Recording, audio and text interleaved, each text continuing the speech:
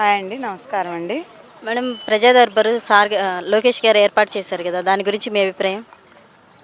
ప్రజా దర్బార్ అనేది ప్రజల సమస్యలు చెప్పుకోవడానికి ఇక్కడికి వచ్చారండి ప్రతి ఒక్కళ్ళు కూడాను. ఎక్కడి నుంచో వేరే వేరే ఊళ్ళ నుంచి వచ్చారండి. సార్ ఏంటంటే మన లోకేష్ గారిని కలవాలని ఎప్పటి నుంచో 5 గంటల నుంచి వెయిట్ చేస్తున్నారు. సో ఏంటంటే సార్ గారు కూడా కొంచెం పెద్ద మనసు చేసుకొని అందరి సమస్యలు తీరుస్తారనే నమ్మకం మీద ఇక్కడికి వచ్చారు.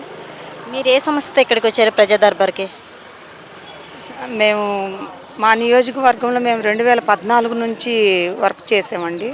సార్ గారి సమక్షాన్ని తీసుకెళ్ళి మాకున్న పోస్ట్ గురించి సార్ గారికి విన్నవించుకుందామని వెళ్ళామండి. దాని పర్పస్ మీద వచ్చాము ఇక్కడికి. నారా లోకేష్ గారి గురించి మీ అభిప్రాయం ఏంటండి? సార్ మహిళలకు ఎప్పుడు అందుబాటులోనే ఉండాలని, మా సమస్యలన్నీ సార్ పరిష్కరించాలని, ఇక్కడికి వచ్చిన వాళ్ళందరూ కూడాను సార్ మీద ఎంతో నమ్మకంతో విశ్వాసంతో వచ్చారు. అందరి సమస్యలు సార్ తీర్చాలని మేమందరం ప్రజా దర్బార్ తరఫున వేడుకుంటున్నామండి.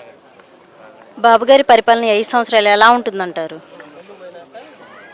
ముందు పిల్లలకి ఐటీ సంస్థలు అనేవి వస్తాయని నమ్ముతున్నారండి ప్రజలు. ఆ విధంగానే బాబు గారి మన స్టేట్ డెవలప్ రాజధాని అనేది 3 రాజధానులు అని అన్నారు. దాన్ని ప్రజలు హర్షించలేదు.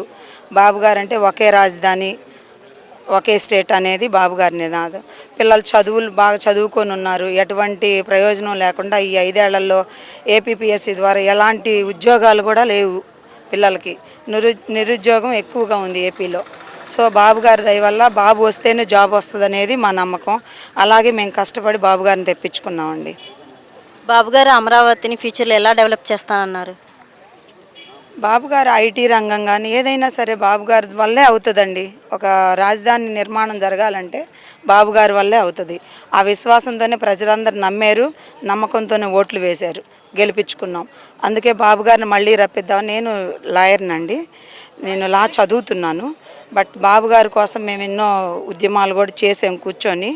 బట్ ఇప్పుడు బాబు గారి కోసం ఎందుకు వచ్చామంటే మా కష్ట సుఖాలు చెప్పుకొని ఇంకా బాబు గారు మా అందరి సమస్యలు తీర్చి మమ్మల్ని వెన్నుండి ముందుకు నడిపించాలని పార్టీ తరఫున మేమందరం కృషి చేస్తున్నామండి. ఇసుక ఫ్రీగా ఇస్తున్నారు కదా, దాని మీద మీ అభిప్రాయం మీకు ఎలా అనిపిస్తుంది? గత ప్రభుత్వంలో ఇసుక ఒక టిప్పర్ వచ్చి 60,000 దాకా ఉండేది మేడం. ఇప్పుడు 25,000 అంటే ప్రజలు చాలా హ్యాపీగా ఫీల్ అవుతున్నారు. బేల్దార్ వర్కర్స్కి కూడా పనులు దొరుకుతున్నాయి.